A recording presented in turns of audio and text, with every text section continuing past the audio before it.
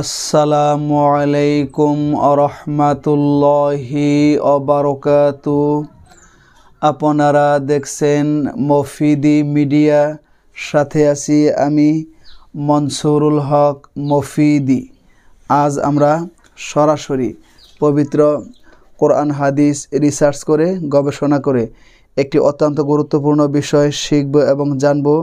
সেটি হচ্ছে যে সমস্ত মা বোনদের স্বামী চরিত্রহীন ও বদমেজাজি হয়, পরকীয়ায় লিপ্ত হয়, তাদেরকে সেখান থেকে ফিরিয়ে নিজের মতো করে নিজের কাছে বশ করার আমরা তদবির আমল দোয়া আমরা শিখে নিব। ঠিক আছে, এই আমলটি যদি করেন তাহলে ইনশাল্লাহ অবশ্যই আপনার স্বামী আপনাকে পাগলের মতো ভালোবাসবে, সে আপনার বশীকরণ হবে, সে আপনার বশ হবে। সে যদি পরকীয়ার মধ্যে যদি লিপ্ত থাকে বা তার যদি মেজাজ যদি খুব কঠিন থাকে, কড়া থাকে, যদি দেখা যায় যে আপনার সাথে খুব মারামারি গালাগালি গালিগালাজ করে, সেগুলোর থেকেও সে কী হয়ে যাবে, সে ঠিক হয়ে যাবে। এই আমলটি যদি কোনো মা বোন যদি ইনশাল্লাহ যদি করতে পারেন, ঠিক আছে, একদম সহজ আমল, ছোট আমল, চাইলে যে কেউ করতে পারবে। ঠিক আছে, যদি ভিডিওটি বুঝতে আপনাদের কোনো রকম কোনো সমস্যা হয় অথবা সরাসরি 30 পারা কোরআনুল কারীম থেকে যে কোনো বিষয় শিখতে, জানতে ও বুঝতে অথবা যে কোনো কাজের তদবির গ্রহণ করতে যদি আপনাদের প্রয়োজন হয়, তাহলে এই মফিদি মিডিয়ার প্রত্যেকটা ভিডিওতে সরাসরি আমার মোবাইল নাম্বার দেওয়া আছে, এর সাথে ইমো এবং হোয়াটসঅ্যাপ দুইটাই যুক্ত করা আছে। চাইলে আপনি ভাই হিসাবে এবং বন্ধু হিসাবে আপনি আপনার মনের কথাটা আমাকে জানাতে পারেন ইনশাআল্লাহ। ঠিক আছে, আমি আমার মোবাইল নাম্বারটা একটু আপনাদেরকে মুখে বলে দিচ্ছি, যাতে কোনো প্রতারক চক্র ডুপ্লিকেট করতে না পারে।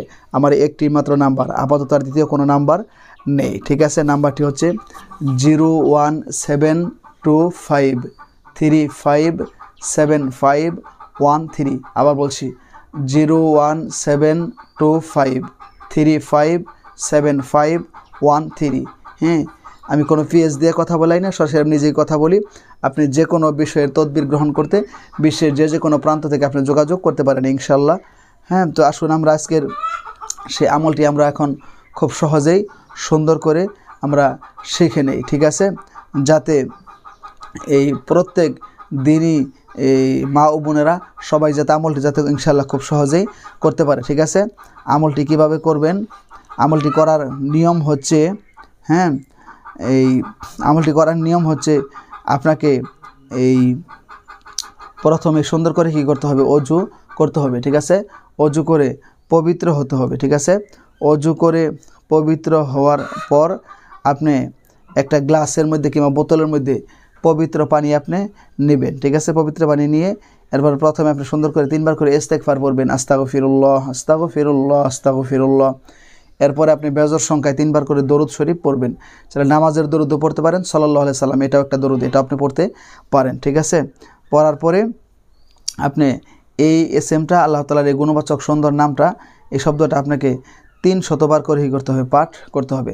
শব্দটি হচ্ছে, আমার সাথে আপনারা বলেন, এখনই মুখস্থ হয়ে যাবে। শব্দটি হচ্ছে ইয়া বাসিতু, ইয়া বাসিতু, ইয়া বাসিতু, ইয়া বাসিতু।